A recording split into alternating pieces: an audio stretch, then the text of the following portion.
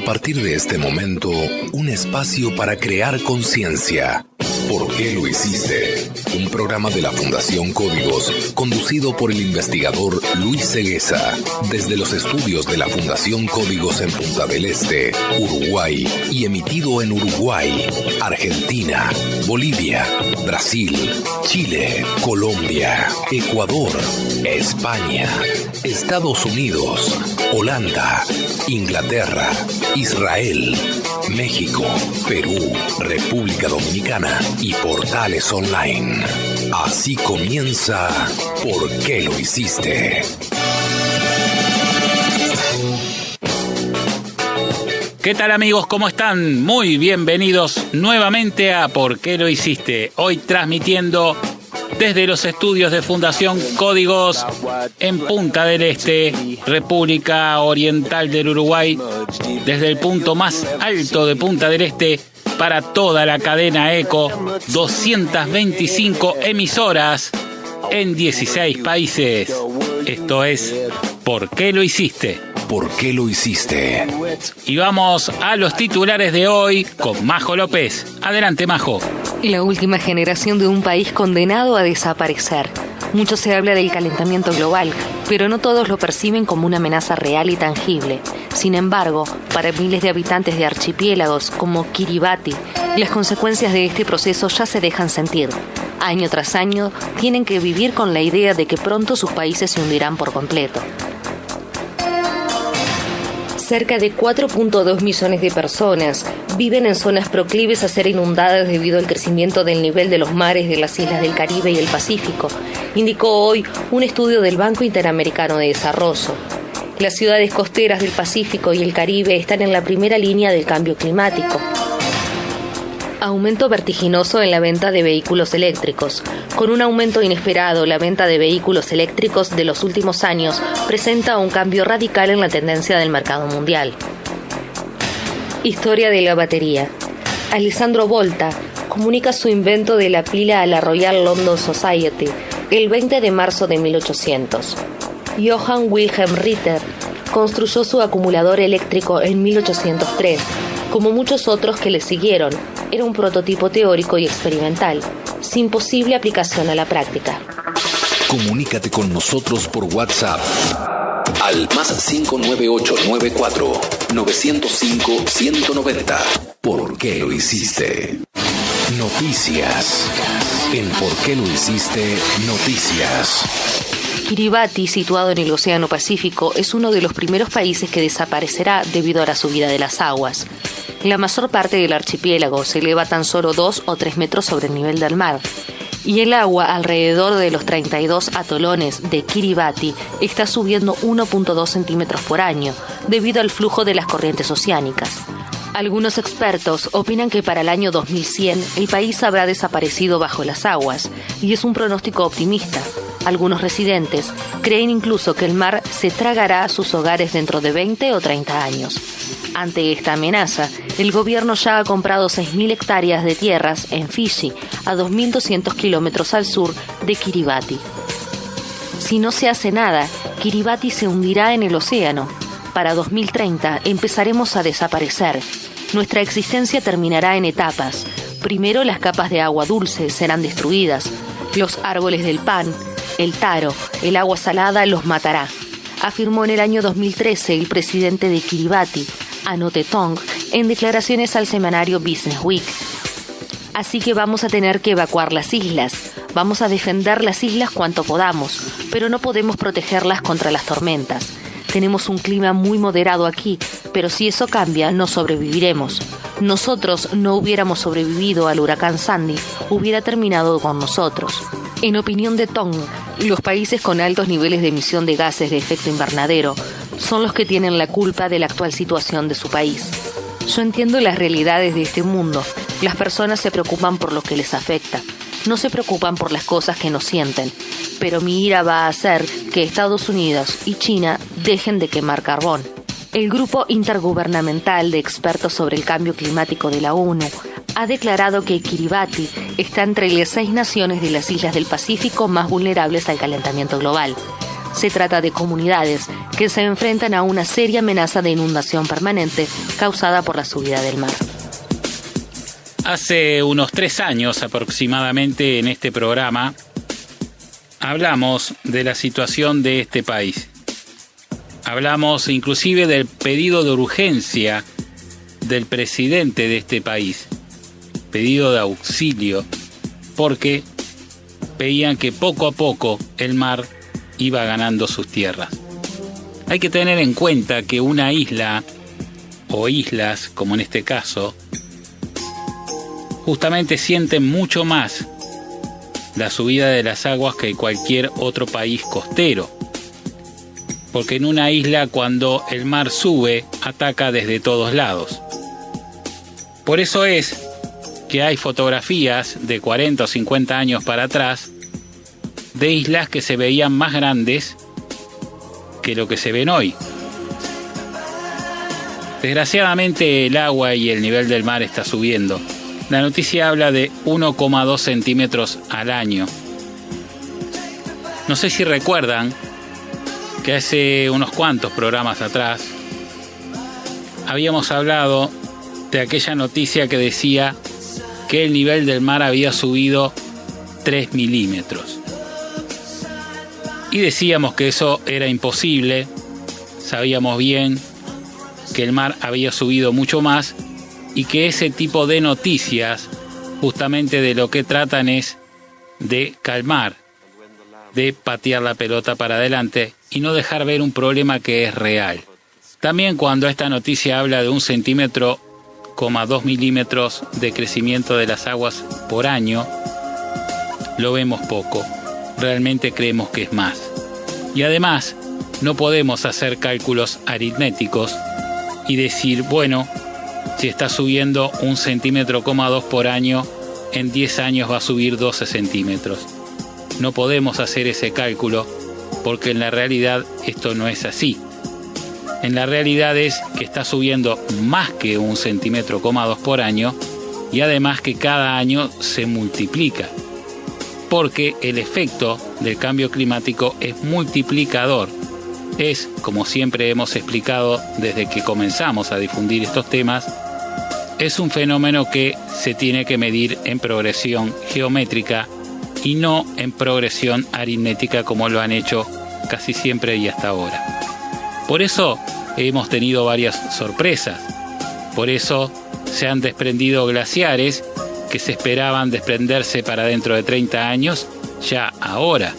Por eso hemos tenido sorpresa con los vientos, con las inundaciones, con las avalanchas y con todo lo que tiene que ver con el cambio climático, porque avanza en progresión geométrica. Porque en la medida que siga avanzando el llamado progreso del ser humano, también progresa el daño. Desgraciadamente esto es así, señoras y señores.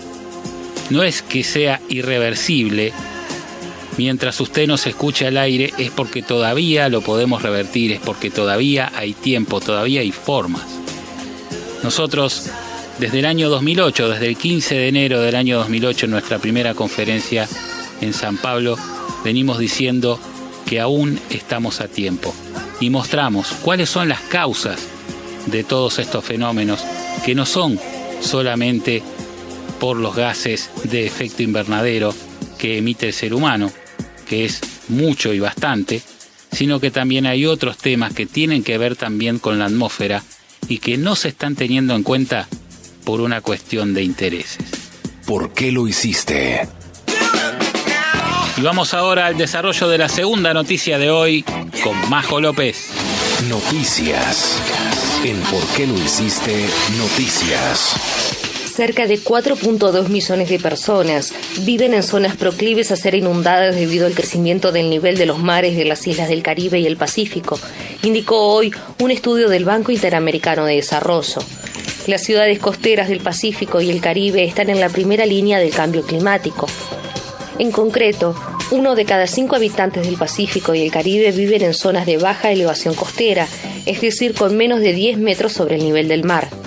Los casos más extremos se encuentran en Bahamas y en las Islas Marshall, donde el 80% de la población vive en este tipo de áreas de alto riesgo, de acuerdo al reporte. Es fundamental adaptarse y mejorar la resistencia de las ciudades en las zonas costeras, especialmente aquellas que están experimentando una rápida urbanización. Señala el reporte, además de la erosión costera, los crecientes niveles del mar se espera que impacten negativamente en la actividad económica y eleven la deuda gubernamental. Como dato positivo, el estudio destacó que la comunidad internacional lleva años trabajando para encarar este desafío y se han entregado $55.600 millones en las últimas 2 décadas.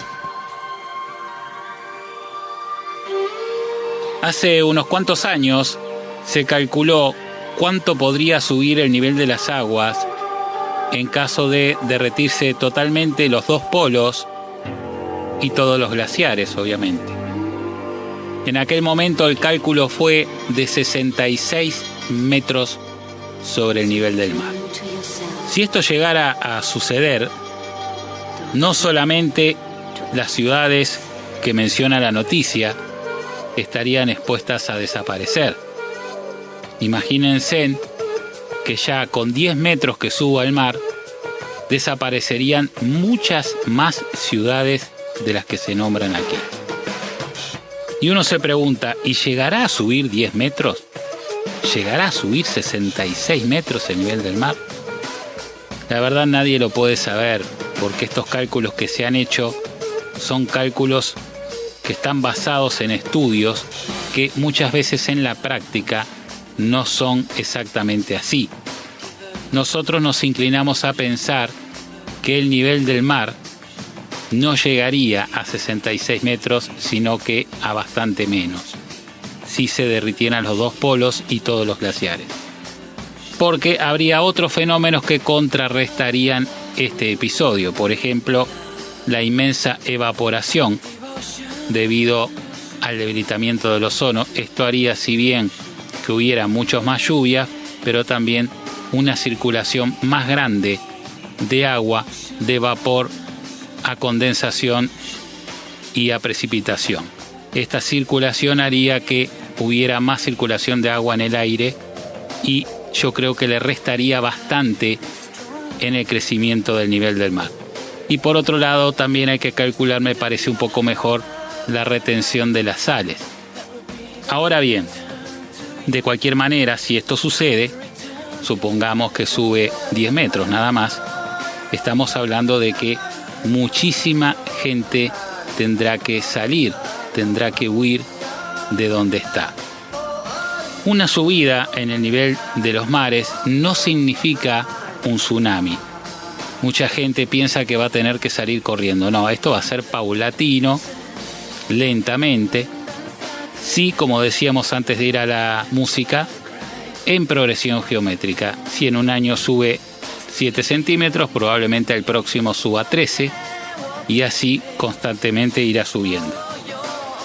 El asunto es, como decíamos antes de ir a la música, que no pasa solamente este problema por la emisión de gases, que hoy asciende a 40.000 millones de toneladas al año.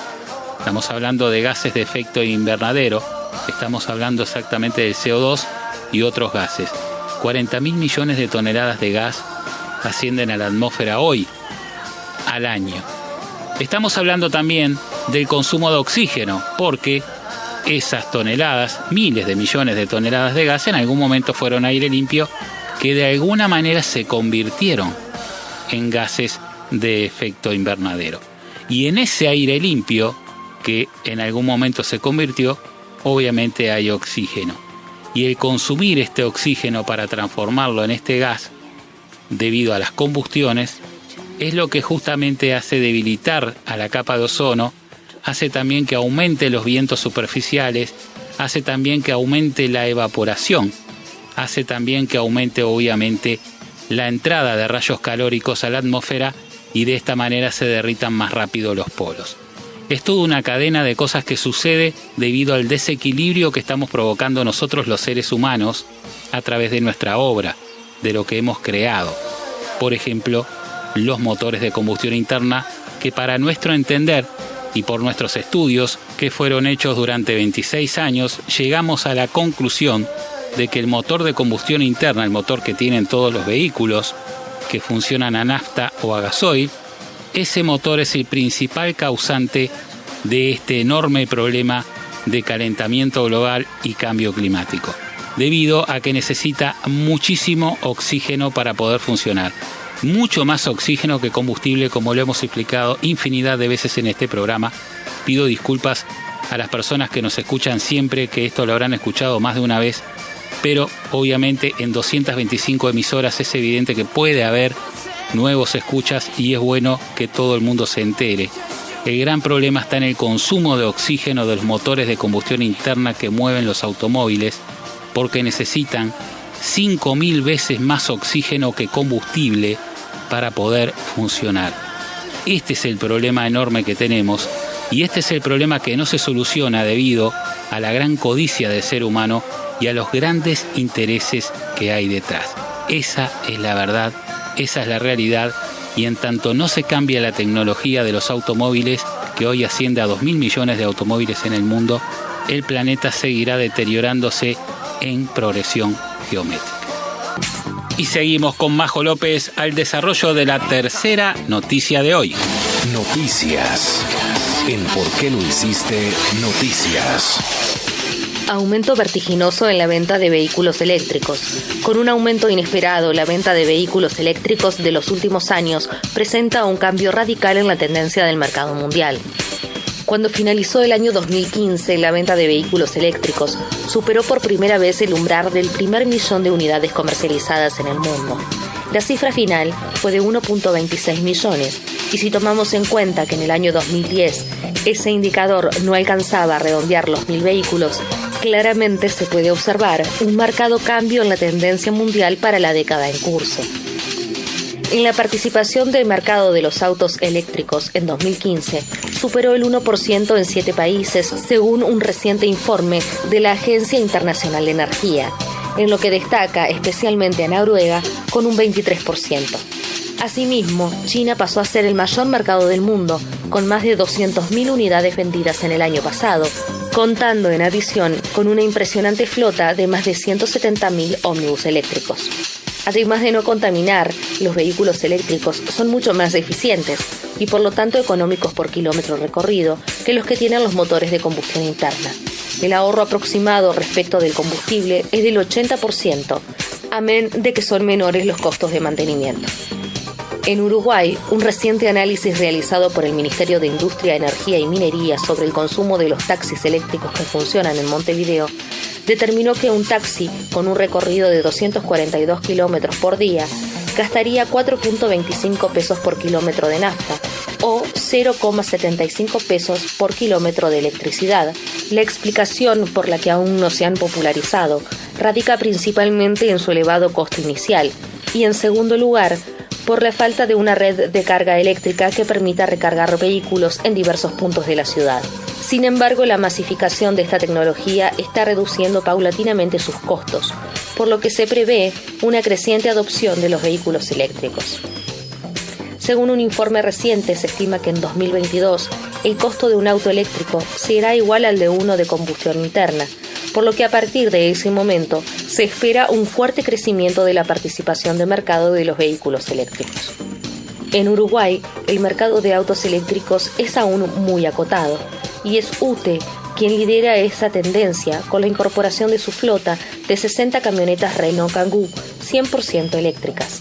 Además, a través del impulso de la empresa eléctrica estatal y la Intendencia Municipal de Montevideo, también se incorporaron 4 taxis y un ómnibus eléctrico que prestan servicios en la capital del país. En todas las evaluaciones oficiales realizadas existe satisfacción con los resultados obtenidos en cuanto a consumo y autonomía. Asimismo, se han comercializado una veintena de autos eléctricos de relativa baja potencia, bajo la marca IMIN, y menos de una decena de otros vehículos eléctricos de distintas marcas.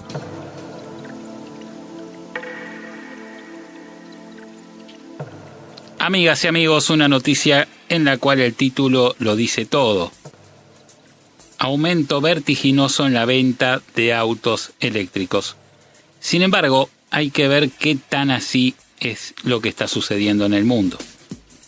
Obviamente, si vemos las gráficas, vemos un ascenso exponencial en la venta de autos eléctricos pero en el volumen mundial de autos eléctricos esto no significa nada. Imagínense que cuando hablamos de 2.000 millones de automóviles, motores de combustión consumiendo oxígeno y emitiendo gases en gran cantidad, y hablamos de unos 200.000 vehículos eléctricos, esto no significa nada para el daño que estamos haciendo al planeta, pero sí significa que vamos en un proceso de mejora.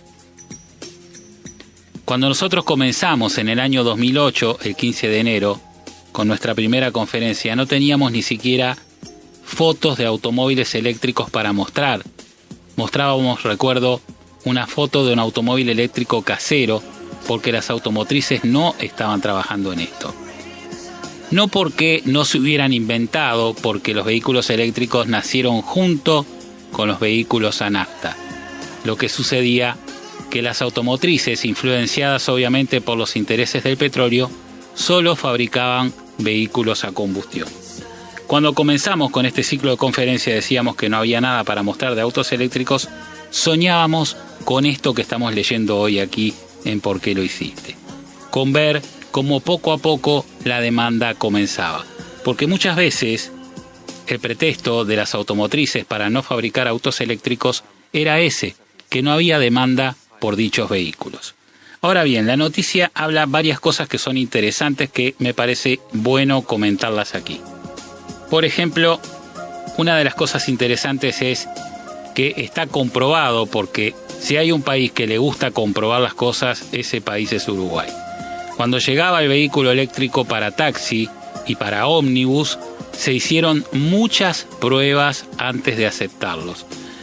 Se probó tanto que los datos son exactos, y hoy sabemos que un taxi eléctrico de alta gama, como son los BYD E6, los cuales justamente nosotros mismos recibimos como fundación cuando llegaron y los probamos, yo mismo los manejé, son vehículos que tienen una autonomía que puede pasar los 300 kilómetros con una sola carga, aceleran de 0 a 100 en 12 segundos, que para un vehículo de 2.000 kilos está más que bien, y además llegan a 140 kilómetros por hora. Todo lo que les estoy diciendo lo comprobé yo mismo.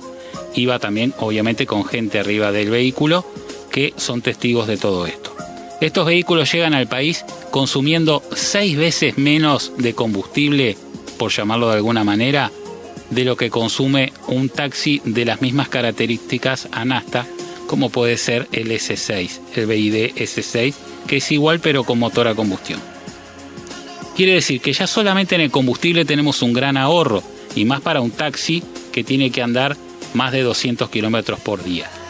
Después a eso hay que sumarle el mantenimiento, porque los motores eléctricos prácticamente no tienen mantenimiento, ya que no necesitan fluidos, no necesitan circuitos de aceite, ni circuitos de agua, ni bujías, ni distribuidores, ni nada por el estilo. Simplemente son 2 rodillos con un rotor que gira por electromagnetismo y nada más. Y esto hace que estos motores sean más duraderos y que a su vez no necesiten mantenimiento. Cierra por todos lados, ¿por qué? Porque uno ahorra combustible, ahorra mantenimiento, ahorra en tiempo y en horas de taller, y también ahorra en vida, porque estos vehículos no consumen oxígeno ni emiten gases. Otro aspecto interesante de esta noticia es que el problema está en su costo, y ese es el problema que tuvimos nosotros mismos, porque evidentemente la fundación, cuando llegaron estos coches, intentó comprar uno, pero su precio era muy elevado, llegaba a $80.000, cuando un vehículo a nafta de las mismas características que este puede salir la tercera parte. Y uno se pregunta, ¿por qué es tan caro? La respuesta del importador es, bueno, es que las baterías son caras. Nosotros entendemos que hay otras razones en esta ecuación que tienen que ver con cuánto combustible se pierden de vender las petroleras en la duración de un vehículo que puede llegar a ser de 6 años más o menos. Y eso es lo que hace que el automóvil sea caro. ¿Por qué? Porque el automóvil eléctrico que hay hoy es fabricado por las mismas automotrices que fabrican vehículos a combustión, que también obviamente dependen de los intereses del petróleo. Es todo un problema enorme que hay que resolver. Sabemos que el auto eléctrico es una realidad, que es posible, que no contamina y además ahorra mucho dinero, lo cual determina también horas de trabajo que uno dispone para poder tener un vehículo. Después la noticia también habla de que hay otros vehículos más en cuenta, como es el Emin, por ejemplo, pero el Emin tiene el problema de las baterías, no son el mismo tipo de baterías de los BYD, si bien es un vehículo obviamente mucho más barato. Si mal no recuerdo, andaba en el orden de los 16, 17 mil dólares, algo muy accesible. Es un vehículo que da 75 kilómetros de velocidad aproximadamente, también pude probar uno. Se carga en un poco más de tiempo y la autonomía es inferior, más o menos está en los 100 kilómetros, pero obviamente es un vehículo más accesible. Pero claro, las baterías que tiene son baterías de plomo ácido y eso hace justamente que sean pesadas, demoren en cargarse y tengan menos autonomía. Si queremos obviamente un vehículo de este tipo económico con baterías de litio, va a salir un poco más. La cuestión es que todavía falta para que estos vehículos eléctricos lleguen, como dice la noticia, a ser competitivos con los precios de los vehículos a combustión. Esperemos que así sea.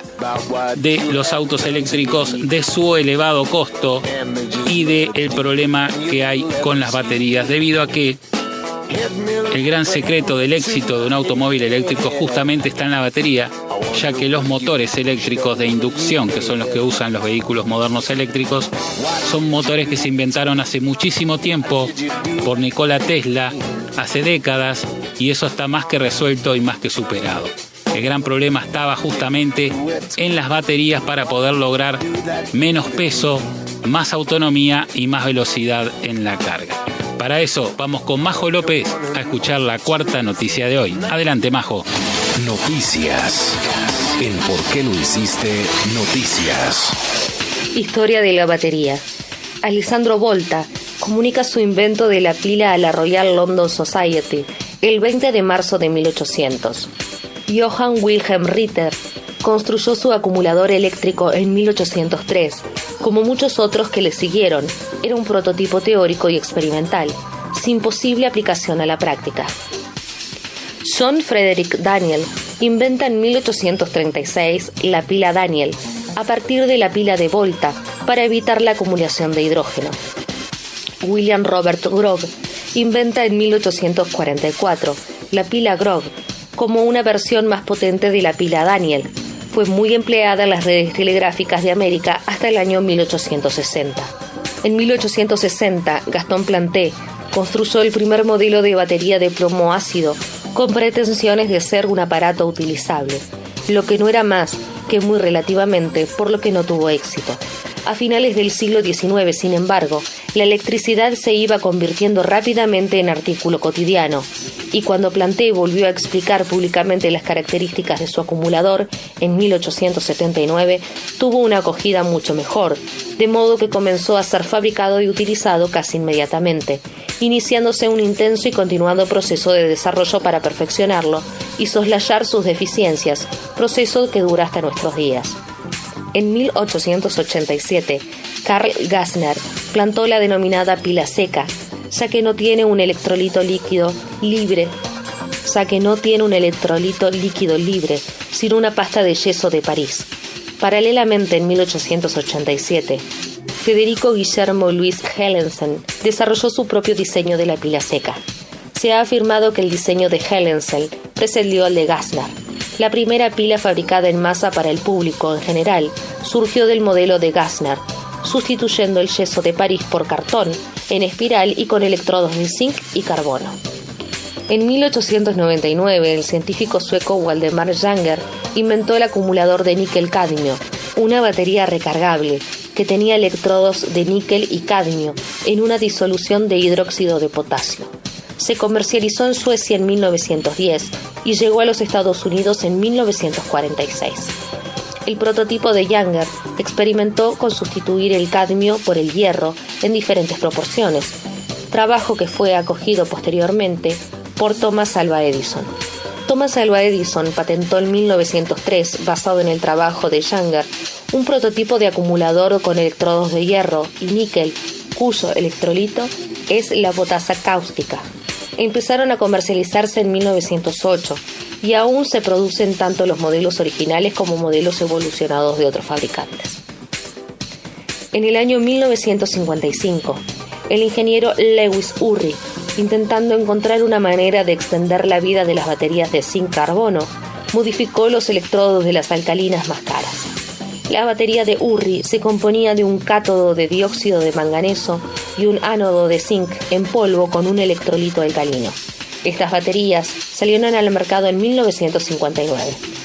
La experimentación con pilas de litio comenzó en el año 1912 con Lewis, pero no fue hasta la década de 1970 cuando se vendieron las primeras baterías de litio. Se emplean actualmente diversas pilas con litio en el ánodo y diferentes sustancias en el cátodo. En la década de 1980, el químico estadounidense John B. Goodenough dirigió un equipo de investigación de Sony que produciría finalmente la batería de iones de litio, recargable y más estable que la batería de litio puro. En 1996 se lanzó al mercado la batería de polímero de ion de litio, en la que su electrolito se aloja en un polímero sólido compuesto y los electrodos y los separadores se laminan entre sí, lo que permite envolturas flexibles.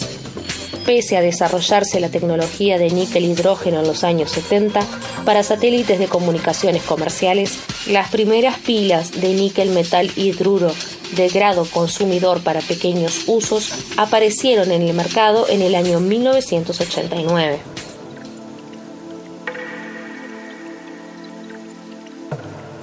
Cuando uno gira la llave de su vehículo y lo enciende, lo que hace en ese momento es activar un motorcito eléctrico que mueve al motor de combustión para que se encienda.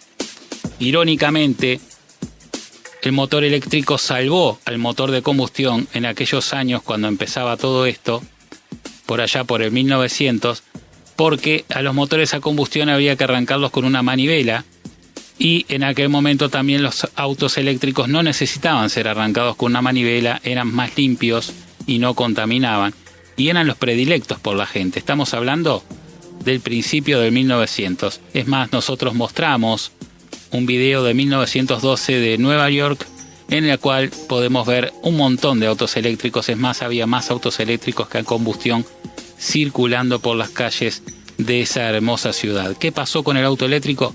Bueno, murió, resucitó de nuevo por los años 90 y volvió a morir. Hasta ahora, que ahora sí parece que viene con todo porque la tercera es la vencida, señoras y señores. Pero queríamos hablar un poco de la historia de las baterías. Como decíamos, cuando uno arranca su vehículo, mueve un motor eléctrico a través de una batería. La batería que tenemos debajo del capot, que todos conocemos, es la famosa batería de plomo ácido, que como ven en esta noticia, fue inventada ya por el 1880. Quiere decir que estamos usando una batería que tiene más de un siglo de inventada. Una batería del siglo XIX es lo que arranca nuestros vehículos. Y uno se pregunta, ¿cómo puede ser si en los últimos 30 años hubo un avance tan enorme en la tecnología, sigamos teniendo una batería del siglo XIX? La respuesta es muy simple. Todos los nuevos inventos de baterías fueron a parar a un cajón. Desgraciadamente ha sido así, hasta ahora que gracias a los celulares aparece la batería de iones de litio, y esto ha hecho hoy por hoy que la tecnología realmente empiece a avanzar y que los vehículos eléctricos puedan contar con una batería liviana, de rápido carga y de mucha autonomía. Mismo es el caso también de los drones, por ejemplo. Hoy se ha logrado volar en forma eléctrica. Hay un avión que acaba de dar la vuelta al mundo, que no solamente es eléctrico, sino que también es solar. Y también tenemos los drones que elevan a las personas. Estamos hablando de autos drones eléctricos que en Dubái ya están funcionando y además son autónomos, no tienen piloto. Obviamente uno puede pensar, bueno, ¿quién se sube ahí, no? Pero ya están funcionando y hay mucha gente que los está usando. ¿Cómo llega el ser humano a volar con un motor eléctrico o con varios motores eléctricos? Bueno, gracias a las baterías de iones de litio que empezaron a aparecer en el mercado gracias a los celulares por la necesidad de tener una batería pequeña y liviana en la mano cuando uno lleva un celular. Señoras y señores, el ser humano hoy ha logrado mucho en tecnología No es necesario seguir contaminando el planeta con estos motores de combustión que tienen más de un siglo de inventados. Sí es necesario urgente un cambio de tecnología para poder salvar a este planeta y para poder salvar a las nuevas generaciones de un caos global climático, el cual desgraciadamente ya lo estamos empezando a ver, pero aparentemente se sigue mirando para el costado. Y bien, amigos, hemos llegado al final del programa de hoy. Quiero agradecer, como siempre, al doctor Damián Rosenberg, especializado en medicina nutrigenómica y reconocido por la Universidad de Granada. Consultorio del doctor Damián Rosenberg, medicina de calidad de vida. Agradecer a todos los ingenieros de sonido que trabajan para retransmitir ¿Por qué lo hiciste? En 223 emisoras en 16 países. Agradecer a los dueños de las mismas que nos permiten llegar a vos. Y por supuesto agradecerte a vos que siempre estás allí. Chau, chau. Hasta aquí te presentamos ¿Por qué lo hiciste? Desde los estudios de la Fundación Códigos de Punta del Este y para Uruguay, Argentina, Bolivia, Brasil, Chile, Colombia, Ecuador, España, Estados Unidos, Holanda, Inglaterra, Israel, México, Perú, República Dominicana y portales online. Será hasta la próxima semana. ¿Por qué lo hiciste? Un programa de la Fundación Códigos.